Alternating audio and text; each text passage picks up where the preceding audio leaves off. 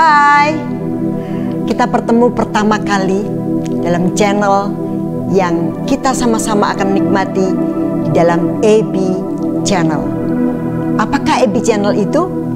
Kita mau belajar bersama-sama, mau mendengarkan bersama-sama, dan dari kehidupan seorang Ayun Benyamin untuk generasi muda yang mau menerima dirinya sendiri, mau menjadi dirinya sendiri, bahkan memiliki cita-cita.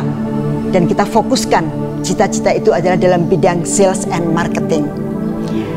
Saya, Ayun Benyamin, mau membagikan satu hal dan beberapa hal dari kehidupan pribadi, dari apa yang saya rasakan, apa yang saya kerjakan, apa yang berguna bagi kita semua, terlebih anak-anak muda yang sungguh-sungguh mau dan ingin berhasil di dalam bidang penjualan, dalam bidang pemasaran. AB Channel lahir dari hati, lahir dari pikiran, lahir dari tindakan yang hari ini adalah kali pertama akan mendedikasikan AB Channel kepada generasi muda. Generasi yang harus menjadi lebih baik daripada apa yang saya alami pada waktu bekerja kurang lebih selama 41 tahun ini. Satu hal yang ingin saya sampaikan, AB Channel pasti memiliki satu tujuan. Tujuannya adalah saya ingin berbagi bahwa tujuan yang utama daripada AB Channel adalah setiap generasi muda mengetahui siapa dirinya, siapa diri saya, siapa diri kamu semua yang mendengarkan AB Channel pada hari ini. Dan setelah kita tahu diri kita, maka kita tahu apa kekuatan kita. Kita harus fokus kepada kekuatan kita, bukan kekurangan kita. AB Channel ada untuk kita bersama-sama berbagi tentang kehidupan yang telah saya alami di dalam bidang sales and marketing, dan kehidupan anak-anak muda yang sedang mencari siapa dirinya, apa yang dikerjakannya, apa yang dirindukannya. Dan mungkin Anda adalah salah satu generasi muda Indonesia yang jagoan di bidang sales and marketing. Sesungguhnya sales dan marketing adalah dua bidang yang agak berlainan, tapi satu tujuan. Nanti kita belajar satu persatu. Tahapan pertama ini, saya Ayun rindu kalian semua anak-anak muda yang mendengarkan channel ini bisa belajar bersama-sama. Boleh bertanya bersama-sama, boleh konsultasi tanpa membayar, karena setiap apa yang saya alami dalam bidang pekerjaan ini adalah untuk dibagikan secara murni dari hati seorang ibu yang ingin melihat generasi-generasi lainnya, generasi-generasi muda ini lebih bagus, lebih benar, lebih baik daripada apa yang saya kerjakan di dalam 41 tahun saya bekerja. Dari lahir sampai umur 19 tahun saya hidup di dalam kelahiran, anak-anak, remaja, dan kemudian usia SMA. Usia yang sangat indah di SMA karena tidak ada beban, hanya belajar. Tetapi saya mengalami segala kesulitan untuk sampai SMA. Kadang-kadang tidak bisa masuk sekolah karena tidak bisa membayar SPP. Kadang-kadang berjalan kaki sedemikian jauh karena tidak ada sangu atau uang dari orang tua untuk pergi ke sekolah.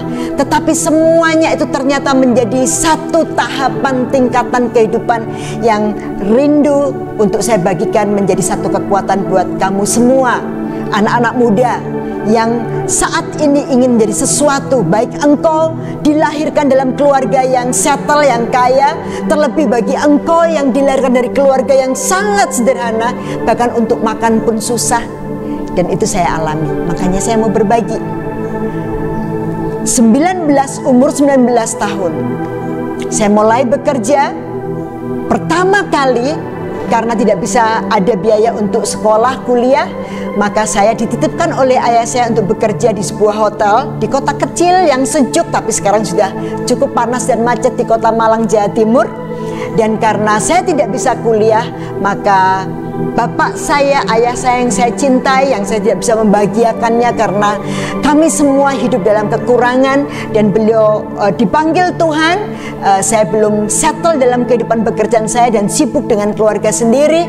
Maka saya ini juga saya dedikasikan kepada ayah saya, ibu saya, dan 2 adik saya yang juga ada di dalam dunia sales and marketing. Setelah 6 bulan bekerja di hotel, suatu hari ada satu keluarga yang akan, kalau tidak salah dari Australia, saya cukup agak lupa, Australia atau Jerman saya lupa. Tapi keluarga ini suami istri dengan 2 anak, mereka mau ke Gunung Bromo. Dan karena saya di hotel itu sebagai resepsionis, mereka kenal baik dengan saya. Dan dia katakan, Ayun tolong urus ya, saya mau naik ke Gunung Bromo. Oke, kamu ikut ya? Hah, saya ikut. Oke, saya izin dulu dengan manajer saya waktu itu di hotel. Dan saya diperbolehkan ikut ke Gunung Bromo. Dan kami ke sana pagi-pagi hari sekali sebelum jam 2 supaya sampai subuh kita bisa melihat matahari terbit yang sangat indah. Ciptaan Tuhan Yang Maha Esa yang sangat indah bagi kota Malang di Gunung Bromo itu luar biasa. Dan pada kegelapan pagi itu, ketika saya kesana kemari mengurus kuda untuk ditunggangi oleh suami istri dan kedua anaknya, saya kesana kemari mengurus setiap hal yang diperlukan oleh tamu saya. Ternyata pada waktu itu ada satu orang, bapak-bapak ternyata, yang kemudian mendekati saya dan kemudian dia tanya, kamu kerja di travel ya? Oh enggak Pak, karena enggak gelap saya enggak bisa lihat rupanya. Enggak Pak, saya bekerja di sebuah hotel di kota Malang. Oh, kamu bisa bahasa Inggris? Ya bisa ya, seperti Bapak tadi lihat mungkin ya, saya bisa bahasa sama tamu saya dan anak-anaknya. Kamu kuliah? Tidak Pak, saya bekerja karena saya nggak bisa bayar kuliah orang tua saya. Kamu mau kerja nggak? Dia bilang, kerja Pak. Di mana? Itu pada subuh-subuh nggak kelihatan wajahnya. Saya panggilnya bukan Pak, malah Mas ya. Lalu di mana Mas pekerjaannya? Kamu kerja, nanti kita training di satu perusahaan farmasi. Kamu bisa dapat Vespa. Kamu gajinya kalau kamu SMA berarti nggak bisa seperti yang sarjana. Sebenarnya kita perlu sarjana. Tapi saya lihat kamu kayaknya bisa pasti. Gajinya 65.000. Tugasnya nanti keliling ke rumah sakit. Oh, saya coba ya Pak, saya coba. Dan kemudian pada akhirnya dia bilang, kalau kamu mau datang interview di Grand Hyatt Hotel di Surabaya, dan kamu akan ketemu dengan bos saya, orang dari Amerika. Kamu mau? Anak-anak muda, saya mau. Karena kalau gaji di hotel pada waktu itu hanya 12.500. Sementara ini ditawarkan oleh Mas yang tadi pagi saya lihat di nggak kelihatan wajahnya, ternyata ketika sudah agak terang ternyata dia seorang bapak-bapak yang baik banget. Saya mengatakan saya mau, saya akan coba. Dan pada waktu sampai di rumah kembali, saya ngobrol sama bapak dan ibu bahwa ada seseorang bapak yang menawarkan saya pekerjaan sebagai sales and marketing di dunia farmasi. Tugasnya ke rumah sakit, ke dokter, ke apotek, dapat Vespa, gajinya 65.000. Apa yang terjadi? Saya pikir bapak ibu saya bilang, oke silakan, gajinya besar. Ternyata tidak, anak-anak muda. Bapak ibu saya bilang bahwa jangan jauh-jauh. Surabaya itu jauh. Nanti setiap hari nggak ketemu bapak ibu dan kakak dan adik semua kita berdelapan. Jangan di sini saja. Tapi saya bilang ini kesempatan, saya akan coba. Lalu akhirnya beliau berdua mengizinkan saya, Ayun, dan kemudian saya berangkat ke Surabaya. Ternyata Hotel Hyatt itu hotel yang besar, yang mewah. Dan kemudian saya masuk dan saya tanya, Bapak Budi dan Mr. Michael ini ada di kamar berapa? Saya akan ketemu. Ternyata di lantai 21. Hyatt Hotel Surabaya, lantai 21. Bagaimana caranya naik ke lantai? Saya waktu itu karena dari kota kecil Malang ke Surabaya, meskipun dekat ternyata saya nggak tahu apa-apa. Akhirnya apa yang terjadi? Saya naik tangga. Dari lobi sampai atas saya naik tangga. Untung untuk masuk tangganya itu tidak dikunci. Biasanya kan dikunci karena hanya pemegang security ataupun dari office boy yang pegang kunci, tapi tidak dikunci, dan saya kemudian ketok. Dari situ mulai terjadi apa yang dikatakan sebuah interview yang saya alami. Untuk itulah ada AB Channel. Saya mau berbagi, bukan untuk menceritakan saya tidak, tapi untuk menceritakan satu kehidupan yang berjuang luar biasa. Sampai umur 60 ini saya tetap berjuang karena ingin menjadi pribadi yang pemenang. Jadi kalau mau jadi sales and marketing, tidak usah mengalami seperti saya lagi, susah. Sekarang pasti anak-anak muda milenial juga udah tahu bagaimana pencet lift, bagaimana naik lift, bahkan bagaimana bisa membuat channel sendiri yang saya lakukan. Ayo kita buat untuk menjadi berkah bagi bangsa ini. Karena Pak Jokowi mengatakan presiden kita, ayo saya juga dari kehidupan yang sulit untuk sekolah, bekerja. Tapi nyun sewu Bapak Presiden Pak Jokowi, bukan hanya kerja, tapi kerja doa dan lakukan kebenaran, maka Indonesia akan menjadi kemuliaan Tuhan Yang Maha Esa. Sila pertama. Anak-anak muda, ketika diinterview, Pak Budi duduk di satu meja, ruangannya besar, bagus, mewah, dan saya panggilnya Mister waktu itu ya, Michael, kakinya naik di atas meja dan dia tanya, "Hai Ayun, aku tahu lihat kamu di kegelapan di Gunung Bromo." Pakai bahasa Inggris. Saya bilang, "Yes sir, terima kasih Pak Budi." Lalu dia bilang, "Kamu masih kecil. Kamu baru lulus SMA kan dan 6 bulan kerja di resepsionis." "Yes sir." "Gimana kamu bisa bekerja? Kenapa kamu nggak kerja di hotel aja?" Terus saya bilang, "Saya mau kerja yang lebih better," saya bilang. Terus, "Kenapa kamu nggak suka di hotel? Kamu takut pregnant ya?" Saya bilang, "Yes." Tapi dalam hati, aduh, pregnant itu apa ya? Ternyata dia membuat satu bercanda. Ketika saya selesai, saya bilang, Pak Budi, pregnant itu apa sih?" "Hamil." Oh ya ampun. Karena kalau di hotel mungkin pemikiran mereka banyak orang yang akan jahat, yang bisa berbuat jahat kepada kita. Saya baru mengerti. Lalu Pak Budi juga bilang, "Kamu masih kecil banget ya, interview kamu itu bagus banget, tapi kamu masih kecil. Bisa nggak kamu tanggung jawab untuk bekerja mencapai target sales? Oke, gini aja. Saya titipkan kamu kepada senior. Kamu ikut kerja dia seminggu tanpa kita bayar. Mau? Mau Pak. Kamu ikut. Nanti kamu akan dihubungi dan kamu ikut keliling. Lalu kalau kamu bisa mengerjakan seperti apa yang seniornya kerjakan, menghadap dokter bagaimana, ketemu apotek bagaimana, lalu mencari user atau para dokter di rumah sakit, pengadaan, pembelian bagaimana, kamu bilang sama saya, kamu telepon saya, Pak saya siap. Kamu nanti langsung masuk training."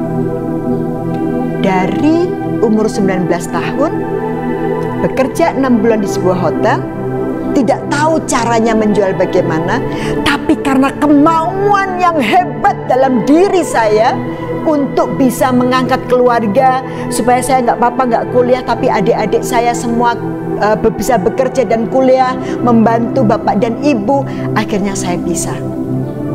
Dan itu terjadi karena ada satu kemauan yang Tuhan Yang Maha Esa letakkan dalam hati saya untuk saya bisa menjadi bermakna bagi keluarga, bisa mengangkat keluarga, bisa ibu saya dan bapak saya yang kontraktor, saya bisa memberikan uang untuk kontrak, dan saya lakukan dengan sepenuh hati.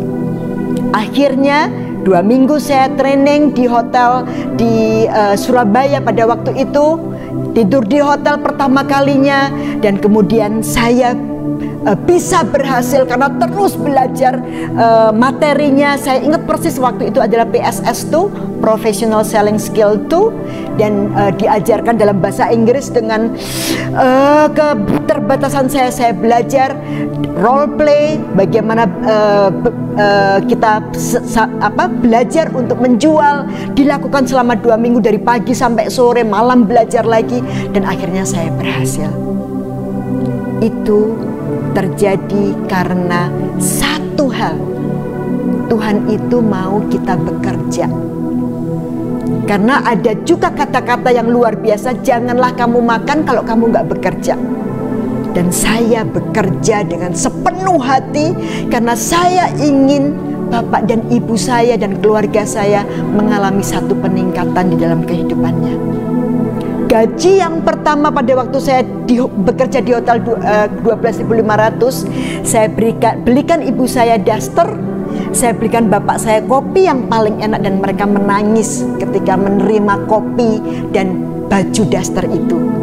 Dan ketika saya bekerja sebagai waktu itu namanya medical sales representative, saya bersyukur bekerja di sebuah perusahaan multinational company, sehingga training dan seluruh program-program yang ada itu membuat saya menjadi percaya diri. Saya bisa menjual, saya bisa memasarkan produk yang tersulut pun yang saya harus pelajari. Mulai umur 19 tahun sampai dengan hari ini. Dan kenapa lahir dari hati saya EB Channel untuk berbagi?